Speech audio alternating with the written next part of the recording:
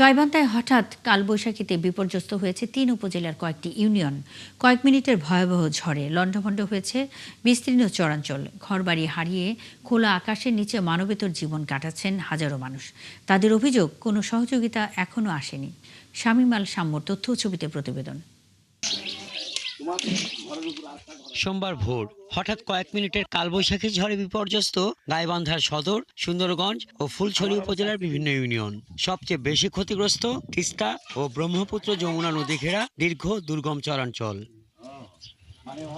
72 ঘন্টা moisture lock সমৃদ্ধ lily body wash, শিয়া বাটারের goodness skin repair করে রাখে সফট ও গ্লোয়িং। ঝড়ে উড়ে গেছে ঘর, খোলা আকাশের নিচে আছে বহু মানুষ। ঘরের নিচে চাপা পড়ে অনেকেই আহত হয়েছে, অনেক গবাদি পশুও হতাহত হয়েছে। এইভাবে এসে একটা ধুমে উড়িয়ে একবার একে ঘর দুয়ার উড়ে গেল। এখন আমি ঘর দুয়ার কিছুই পাইনি। আমার ছোট মেয়ে আছেন, তার টানি বাই গেছি।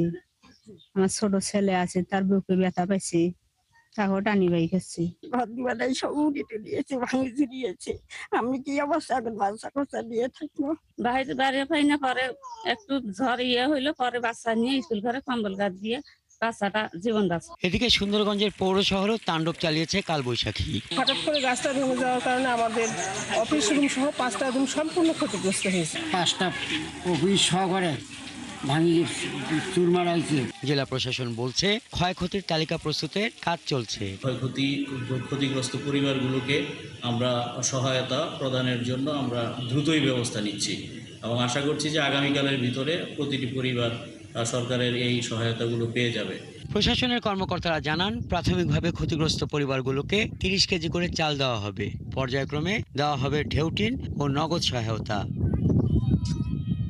হাসান আহমেদ, ৭১।